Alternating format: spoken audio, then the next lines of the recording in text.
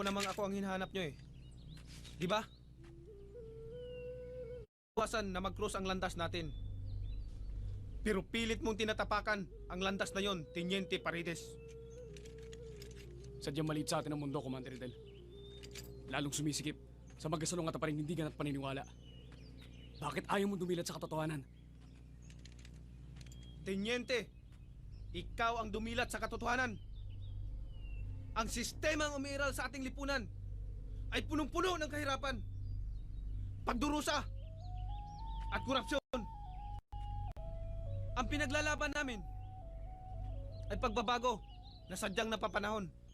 Hindi sa susunod na henerasyon, kundi ngayon. Ang pagbabagong ipinaglalaban nyo ay higit sa karahasan at kaguluhan ng kinahinatnan. Isipin nyo, ang inosenteng mamamayan, nahangad ay kapayapaan. Kapayapaan, Teniente? Meron bang kapayapaan sa sistemang umiiral ngayon?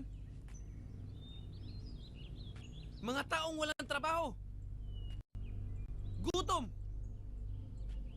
biktima ng mga karahasan, pinapatay at tinatapon na parang mga hayop at di mabigyan ng kalutasan hanggang ngayon. Yan ba ang kapayapaan, Teniente? Nag-iisa ka lang, Commander Riddle. Kaya kitang patayin ngayon. Matapos lang ang gulong iniahasik mo sa bayan. Papatayin mo ako ngayon?